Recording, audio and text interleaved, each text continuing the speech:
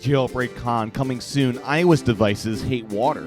Padcaster coming soon. Instagram for Android. Mog for iPad. NGC 3190 featured in Mountain Lion's desktop. It's Monday, March 26, 2012, and this is iWake. I'm Tim Chaten, and this is what's going on in the Apple world today. Good morning and welcome to another edition of iWake. Before we begin, I'd just like to acknowledge that iWake has some new music that you are listening to probably right now. I want to incorporate some of my Hawaiian home roots here and make it a little less jarring to wake up to every morning. I hope you guys like it. Another thing to acknowledge before moving on is that iPads and iPhones are water sensitive. Yesterday I was hiking up a river and had a misstep, and lo and behold, my iPad with my iOS devices got a little wet, and now my iPad 2 and iPhone 4S are behaving quite erratically.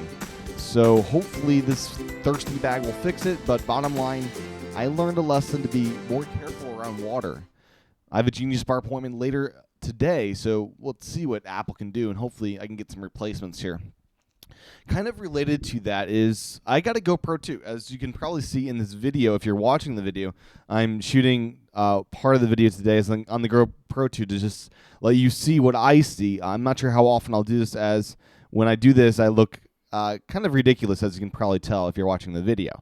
So I managed to shoot some impressive footage with this camera that I'm wearing on my head right now on this hike, and you can find it over at youtube.com/TCHATEN, where I host the iWake podcast show. It is entitled Living in Paradise Part 4. The video includes someone holding the GoPro while doing a backflip off of this cliff, which is pretty nifty, so check it out. The other bit of news that I'd like to acknowledge before moving on is the Apple stock price. Zach Kaufman on Twitter pointed this out, and I thought I'd just acknowledge it here as well, that Apple stock was $377.37. That's $377.37 the day Steve Jobs passed away. Right now, it's $596.05. Kind of amazing. So just want to point that out.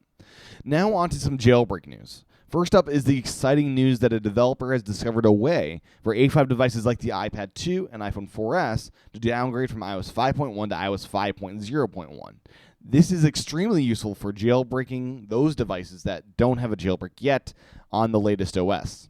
No word yet on a public release to this trick, but should be available soon and in the future help out iPad 3 owners as well.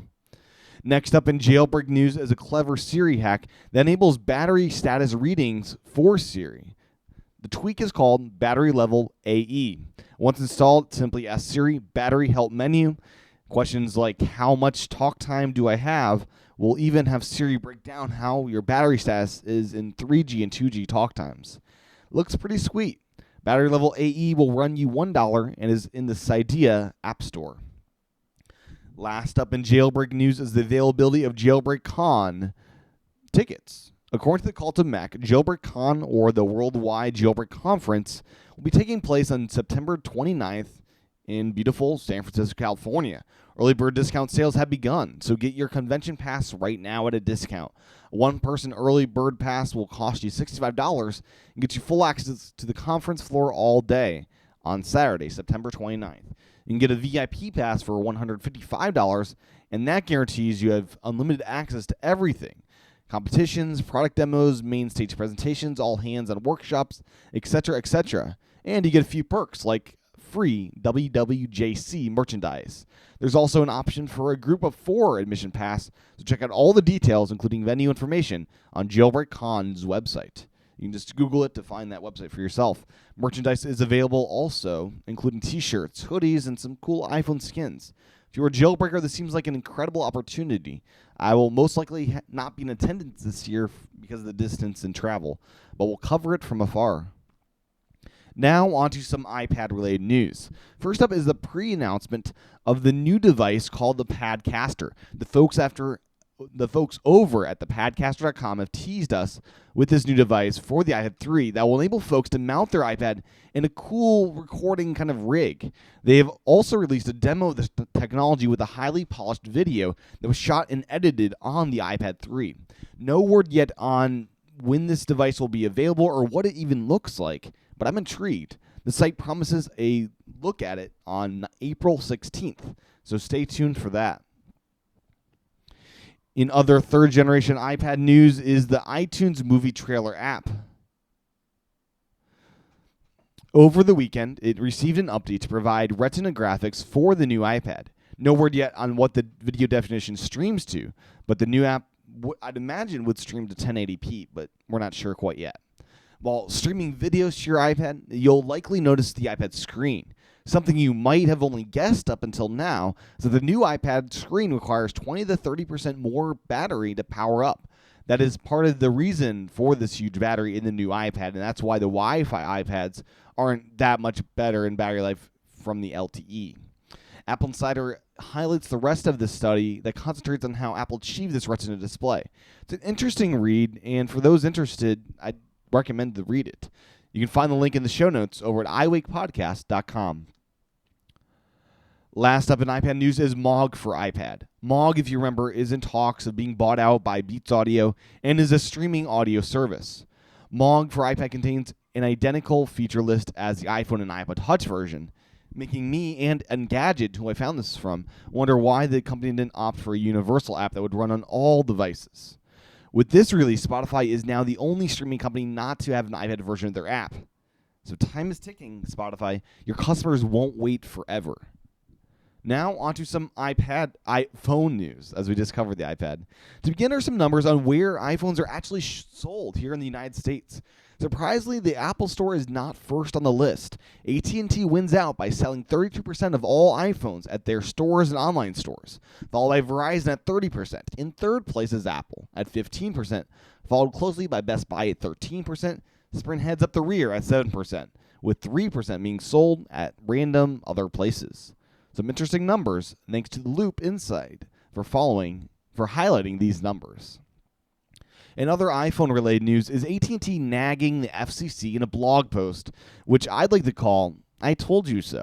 AT&T highlights T-Mobile closing down 7 call centers, stating that this is an example of why AT&T should have acquired the company.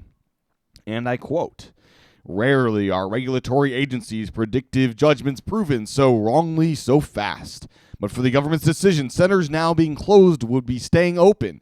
Workers now facing layoffs would have job guarantees, and communities facing turmoil would have security.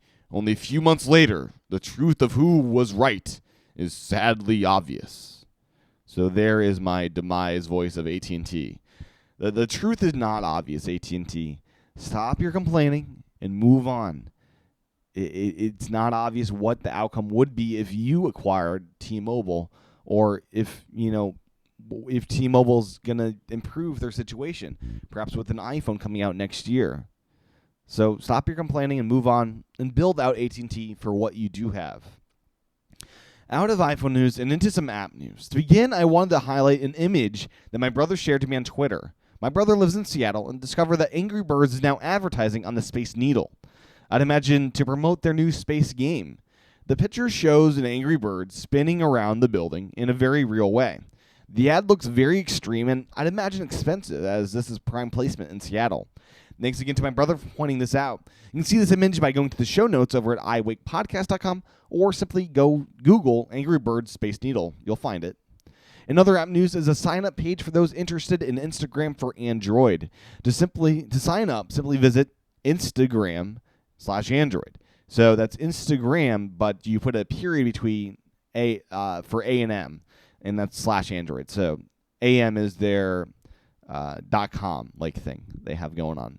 The page is very simple and notifies people when the app is available for Android users. Not much more to say here, except Instagram for Android is coming, so get ready. The last app story of the day has to do with the UDID found on pretty much every iOS device.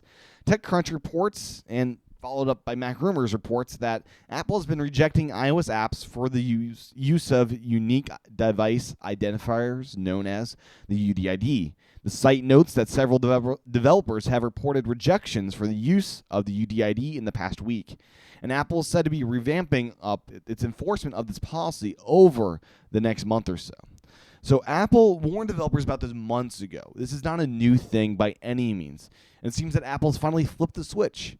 Not much more to say here, except that developers need to find an alternative way to track their users, which may surprise you has some benefits to us, the users. Closing out the show today, I wanted to point out that the Mac Observer discovered the original picture used for the Mountain Lion desktop image is actually a real galaxy, and this is it, according to the site. The galaxy, it turns out, is NGC 3190, a spiral galaxy in the constellation Leo, or the Lion, which is kind of interesting, pointing out that we are a Mountain Lion OS. The galaxy was the NASA astronomy picture of the day for May 3rd, 2010. So there you go. You can see this image for yourself over at Mac Observer or by finding the link in the show notes over at iWakePodcast.com. Well, that's what's going on in the Apple world today. If you like the show, head over to iTunes to leave a review. And don't forget to subscribe to iWake Again over at iWakePodcast.com/again. That's how you can financially support the show, as well as get some great content every Saturday. Your support is badly needed for this show to continue on. I really need financial support for me to do this every day. It's time-consuming, and I really need that. So help me out. Head on over, subscribe over at iWakePodcast.com/again. Join me tomorrow for another edition of iWake. Aloha.